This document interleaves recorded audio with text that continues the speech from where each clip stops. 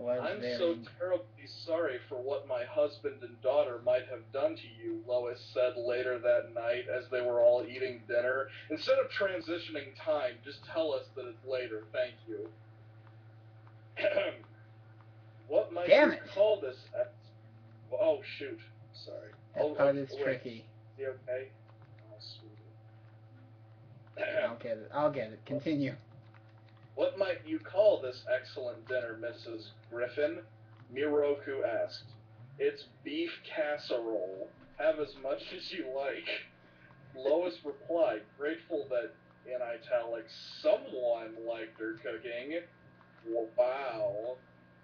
Yeah, for something that came out of your ... Inuyasha began. Inuyasha, sit, Kagome yelled, causing Inuyasha to fall to the ground. Oh, Shit, hilarious. I don't fucking remember this show, so I don't really know what the fuck she's talking about. Okay. Whenever she said sit, he would collapse because of some magic jewel or some shit. That's hysterical. I hope she does that again. Uh-oh. Why, you little, Inuyasha began again. Sit, Kagome shouted again. If I had your power, I wouldn't abuse poor Inuyasha with it, Meg said, obviously not understanding that Kagome hated her. And the author wrote not understanding that her entire third grade class hated her too. Well, you don't have that power, and I'd like to see you wield arrows and a bow, Kagome shouted at her. The way the words are strung together, it's as though Charles Dickens himself grasped the authoress's hand and allowed her to breathe life onto the page. It's just golden. It's touching. I'm so glad this entered my life. I am so glad you're sharing this with us tonight. I couldn't help it. I'm sorry I had to tell this great story.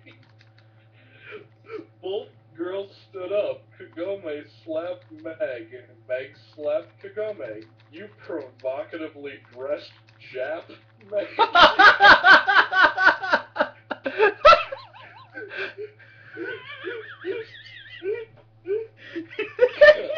Great. Okay, we're back at this part. Next time someone insults you, you're gonna call him a provocatively dressed Jap. Oh, I intend to.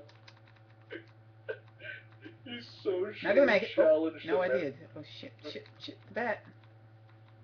You socially challenged American, Kagome said. Please stop it, said Lois. Yeah, quit it, and eat your badly tasting casserole, Inuyasha said.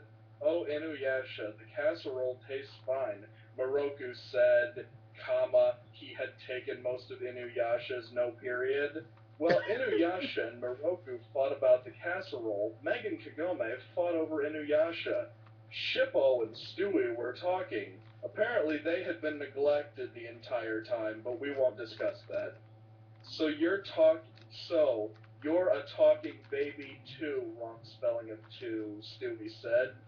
I'm not a baby, I'm 14, and I'm a fox demon, not a baby, Shippo answered. What power do you possibly possess, wrong spelling of possess?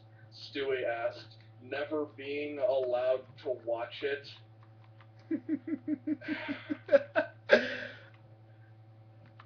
Foxfire, Shippo said optimistically. Oh, Stewie said, not really interested, connecting to the audience. They continued their meal in silence. It turned out that Shippo was sharing his room with Stewie, Inuyasha and Miroku were sharing with Chris.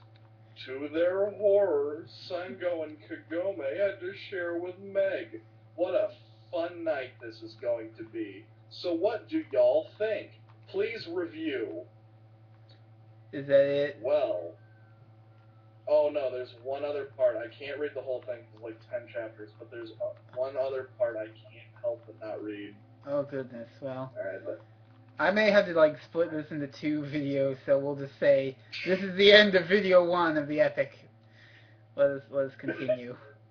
Family Guy meets Inuyasha. Okay, here we go.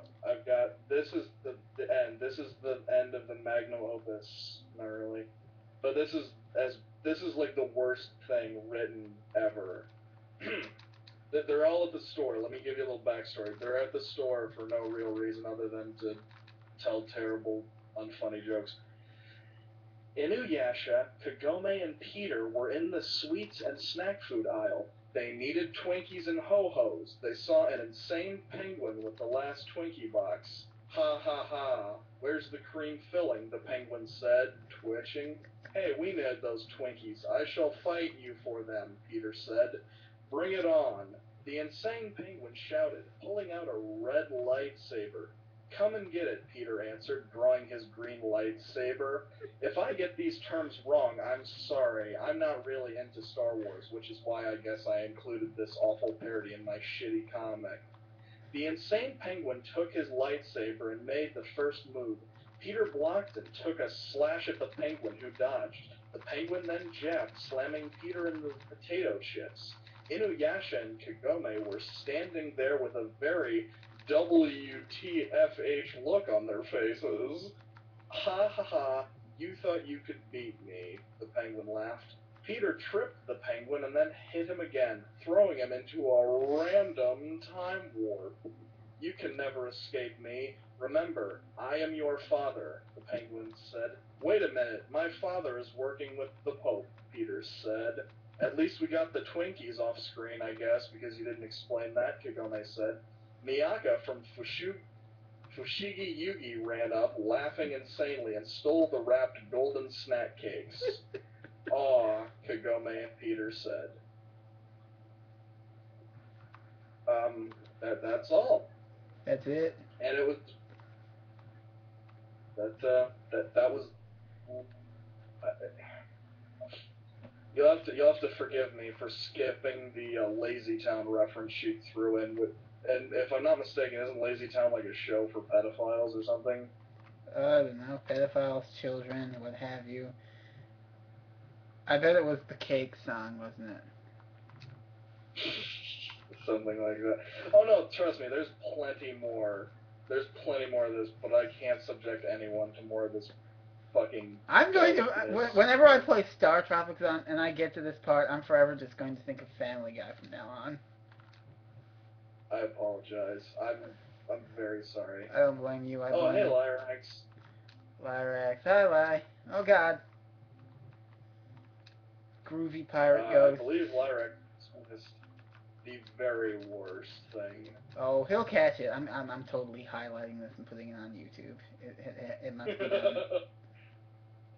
Thank you. I'm very honored by that, sir. The entire world must hear this tale. Also, goddamn. The girl sadly decided that she stopped updating in 2006, which is a shame because, I don't know. I kind of hoped she killed herself. Just kind of.